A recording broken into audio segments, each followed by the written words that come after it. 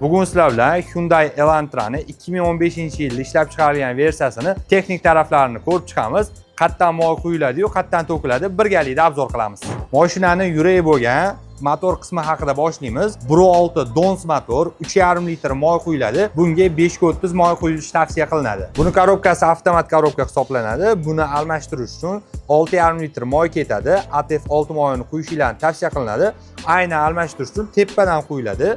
Mana akkumulyator havo filtrlarining joyini olib turgan holda yangi moy bu yoqdan quyiladi va pastki tarafdan eski moy to'k tashlalanadi. Tormoz suyuqligi haqida gaplashamiz. Aynan tormoz suyuqligi shu joydan quyiladi va shu yoqda saqlanadi. O'zi nimaga kerak? Tormoz sistemasidagi suyuqlik, ya'ni tormoz to'xtaganda kerak bo'ladi.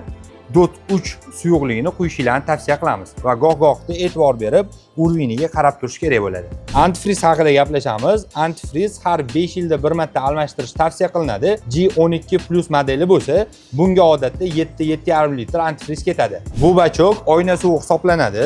Bu o'zi oynamizni toza tutish uchun kerak bo'ladi. 3.5-4 litr atrofida full qilinadigan bo'lsa ketadi. Xuddi shu yerda havo filtri joylashgan bo'ladi.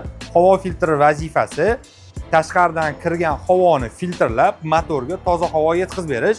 Fursatdan foydalangan holda mijozimizni havo filtrlarini yangilab beramiz. Bu eski holat ko'rishingiz mumkin. Yangisini hozir qo'yib beramiz. Gidravlika haqida gaplashadigan bo'lsak, gidravlika bunda suyuqlik bo'lmaydi, chunki tizim elektronlashtirilgan. Mashinada 4 ta svecha bo'ladi. Svechani vazifasi mashinani o't oldirib berish. Hyundai Elantra mashinasi uchun kalotka va ballonlarni bemalol Carlin moy quyish markazlaridan topishingiz bo'ladi. Aynan bunga 205 60 16 razmerli ballon qo'yilgan ekan. Bizda hammasi bor. Moy filtr, salon filtri, havo filtridan tashqari mashinada toplivniy filtr va pampers ham bo'ladi. Pampers benzin bak ichida joylashgan bo'ladi. Har 15-20 mingda almashtirish tavsiya qilinadi. Mashinaning salon filtri haqida gaplashamiz. Salon filtri aynan bardachokning ichki qismida joylashgan bo'ladi. Xuddi shunaqa ko'rinishda. Buni vazifasi tashqaridan kirgan havoni filtrlab, tozalab, salon ichiga toza havo yetkazib beradi.